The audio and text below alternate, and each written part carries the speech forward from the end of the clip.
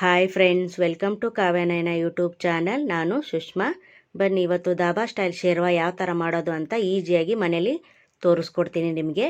ನೋಡಿ, ಸ್ವಲ್ಪ ಪುದೀನ ಎಲೆ ತಗೊಂಡಿದ್ದೀನಿ, ಒಂದು ಈರುಳ್ಳಿ, ಒಂದು 4 ಬೆಳ್ಳುಳ್ಳಿ, ಸ್ವಲ್ಪ ಶುಂಠಿ, ಹಾಗೆ 2 ಚಕ್ಕೆ, 2 ಲವಂಗ, ಒಂದು ಏಲಕ್ಕಿ, ಒಂದು 7-8 ಕಾಳುಮೆಣಸು, ಅರ್ಧ ಟೀ ಸ್ಪೂನು ಸೊಂಪು, 1 ಟೇಬಲ್ ಸ್ಪೂನು ಜೀರಿಗೆ, 1 ಟೇಬಲ್ ಸ್ಪೂನು ಕಡಲೆಪಪ್ಪು, ಒಂದು 3 ಟೇಬಲ್ ಸ್ಪೂನಷ್ಟು ಹಸಿಕಾಯಿ, 1 ಟೇಬಲ್ ಸ್ಪೂನಷ್ಟು ಧನಿಯಾ ಕಾಳು, ಒಂದು 5-6 ಗೋಡಂಬಿ, ಒಂದು ಚಿಕ್ಕದು 2 ಪಲಾವ್ ಎಲೆ, ಒಂದು 3 ಟೇಬಲ್ ಸ್ಪೂನಷ್ಟು ಮೊಸರು ತಗೊಂಡಿದ್ದೀನಿ.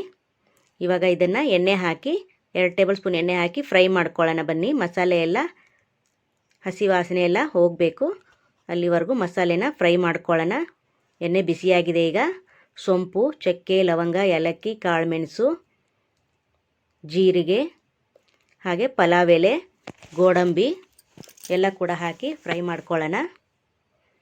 ಹಾಗೆ ಧನಿಯಾ ಕಾಳು, ಕಡಲೆಪಪ್ಪು ನೋಡಿ, ಹಾಗೆ ಒಂದು ಈರುಳ್ಳಿ, ಒಂದು 4 ಬೆಳ್ಳುಳ್ಳಿ, ಒಂದು ಸ್ವಲ್ಪ ಶುಂಠಿ.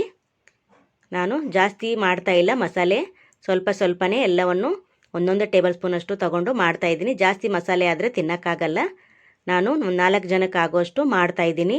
ನೀವು ಸೇಮ್ ಕ್ವಾಂಟಿಟಿಯೇ ಸ್ವಲ್ಪ ಜಾಸ್ತಿ ತಗೊಂಡು ಮಾಡ್ಕೊಳ್ಳಿ. ನೋಡಿ, ಇದು ಚೆನ್ನಾಗಿ ಫ್ರೈ ಆಗಬೇಕು.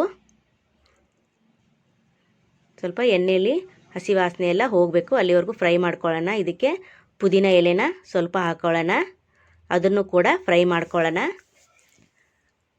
ನೋಡಿ, ಇದಕ್ಕೇನೆ ಹಸಿಕಾಯಿ ತಗೊಂಡಿದ್ವಲ್ಲ, ಒಂದು 3 ಟೇಬಲ್ ಸ್ಪೂನಷ್ಟು ಹಸಿಕಾಯಿ ಕೂಡ ಸೇರಿಸ್ಕೊಳ್ಳೋಣ. ಇದಕ್ಕೇನೆ ಸ್ವಲ್ಪ ಬೆಚ್ಚಗಾದರೆ ಸಾಕು.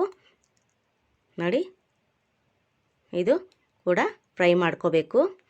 ಪ್ಲೀಸ್ ನಮ್ಮ ಚಾನಲ್ನ ಇನ್ನೂ ಯಾರು ಸಬ್ಸ್ಕ್ರೈಬ್ ಮಾಡ್ಕೊಂಡಿಲ್ಲ, ಸಬ್ಸ್ಕ್ರೈಬ್ ಮಾಡ್ಕೊಳ್ಳಿ. ಬೆಲ್ ಐಕನ್ನ ಪ್ರೆಸ್ ಮಾಡಿ ಆಲ್ ಅನ್ನೋ ನೋಟಿಫಿಕೇಷನು ಸೆಲೆಕ್ಟ್ ಮಾಡಿ.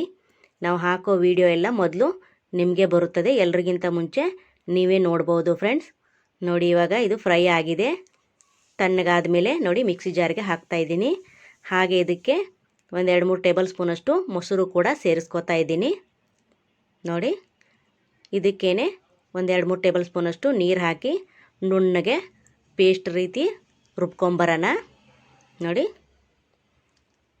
ಸೇಮ್ ದಾಬಾ ಸ್ಟೈಲು ಅಲ್ಲೇ ಹೋಗಿ ತಿಂತಾಯಿದ್ದೀವೇನೋ ಅನ್ನಿಸ್ಬೇಕು, ಅಷ್ಟು ರುಚಿಯಾಗಿ ಮಾಡಿದ್ರೆ ಸೂಪರಾಗಿರುತ್ತೆ ಇದು. ನೀವು ಒಂದು ಸತಿ ಟ್ರೈ ಮಾಡಿ ನೋಡಿ ಯಾವ ಥರ ಬಂತು ಅಂತ ಕಮೆಂಟ್ ಸೆಕ್ಷನಲ್ಲಿ ತಿಳಿಸಿ ಫ್ರೆಂಡ್ಸ್. ನೋಡಿ, ಇಷ್ಟು ನುಣ್ಣಗಾದರೆ ಸಾಕು. ಇವಾಗ ಒಗ್ಗರಣೆಗೆ ಏನೇನು ಬೇಕು ಅಂತ ನೋಡ್ಕೊಳ್ಳೋಣ ಬನ್ನಿ.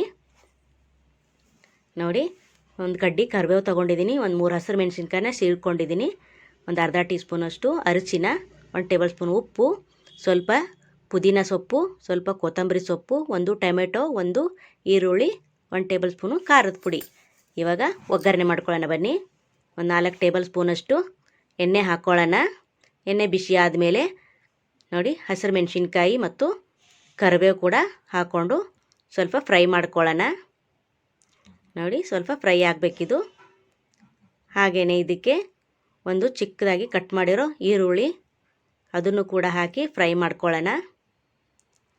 ಹಾಗೆ ಒಂದು ದೊಡ್ಡದು ಟೊಮೊಟೊ ಕೂಡ ಉದ್ದುದ್ದಗೆ ಹೆಚ್ಚಿದ್ದೀನಿ, ಅದನ್ನು ಕೂಡ ಫ್ರೈ ಮಾಡ್ಕೊಳ್ಳೋಣ.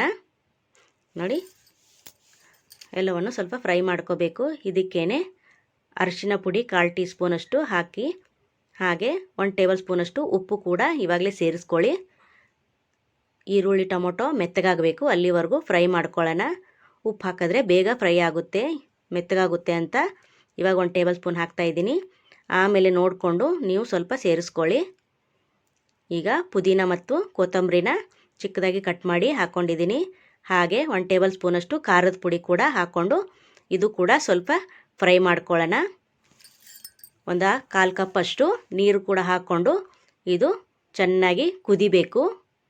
ನೋಡಿ, ಇವಾಗ ಇದು ಸ್ವಲ್ಪ ಕುದಿಬೇಕಿದು. ಕುದ್ದು ಸ್ವಲ್ಪ ಎಣ್ಣೆ ಬಿಡಬೇಕು ಸೈಡೆಲ್ಲ, ಅಲ್ಲಿವರೆಗೂ ನೋಡಿ ಕುದಿಸ್ಕೊಳ್ಳೋಣ. ಇಷ್ಟಾದರೆ ಸಾಕು. ಇದಕ್ಕೇನೆ ರುಬ್ಬಿರೋ ಮಸಾಲೆ ಸೇರಿಸ್ಕೊಳ್ಳೋಣ ಬನ್ನಿ. ನೋಡಿ, ಜಾಸ್ತಿ ಮಸಾಲೆ ಹಾಕ್ತಾಯಿಲ್ಲ ನಾನು, ಎಲ್ಲವನ್ನು ಸ್ವಲ್ಪ ಸ್ವಲ್ಪನೇ ಹಾಕ್ತಾಯಿದ್ದೀನಿ. ಜಾಸ್ತಿ ಮಸಾಲೆ ಆದರೆ ತಿನ್ನೋಕ್ಕಾಗಲ್ಲ. ಇದು ರೊಟ್ಟಿಗೂ, ಚಪಾತಿಗೂ, ದೋಸೆಗೂ, ಇಡ್ಲಿಗೂ ಯಾವುದಕ್ಕಾದರೂ ತಿನ್ಬೋದು, ಎಲ್ಲದಕ್ಕೂ ಸೂಪರಾಗಿರುತ್ತೆ. ನೋಡಿ ನಾನು 3-4 ಗ್ಲಾಸು ನೀರು ಹಾಕಿ ಬೇಯಿಸ್ಕೊತಾ ಇದ್ದೀನಿ. ಈಗ ಇದನ್ನು ಚೆನ್ನಾಗಿ ಕುದಿಬೇಕಿದು. ನೋಡಿ ಇಷ್ಟು ನಿಮಗೆ ಹದ ಎಷ್ಟು ಬೇಕೋ ನೋಡ್ಕೊಂಡು ಹಾಕ್ಕೊಳ್ಳಿ. ಗಟ್ಟಿಯಾದರೂ ಮಾಡ್ಕೋಬೋದು, ಸ್ವಲ್ಪ ನೀರು ಥರ ಕೂಡ ಮಾಡ್ಕೋಬೋದು. ನೋಡಿ ನನಗೆ ಇಷ್ಟ ಆದರೆ ಸಾಕು. ನೋಡಿ ಇವಾಗ ಇದನ್ನು ಬಟ್ಲಿಗೆ ಸರ್ವ್ ಮಾಡ್ಕೊಳ್ಳೋಣ.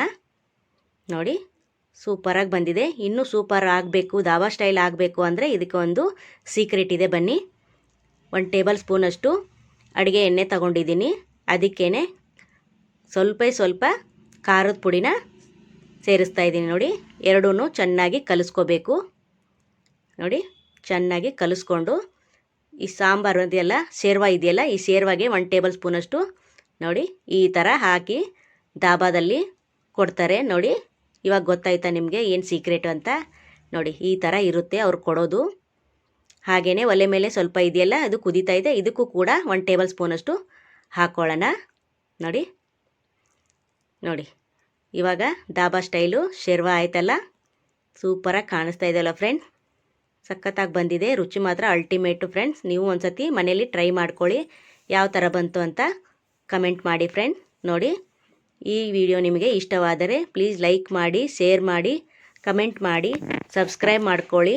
Thank you for watching. ಹಾಗೆ ನಮ್ಮ ವಿಡಿಯೋ ನೋಡಿದ್ದಕ್ಕಾಗಿ ನಿಮ್ಮೆಲ್ಲರಿಗೂ ಧನ್ಯವಾದಗಳು. ನಮಸ್ಕಾರ ಫ್ರೆಂಡ್ಸ್, ಬಾಯ್.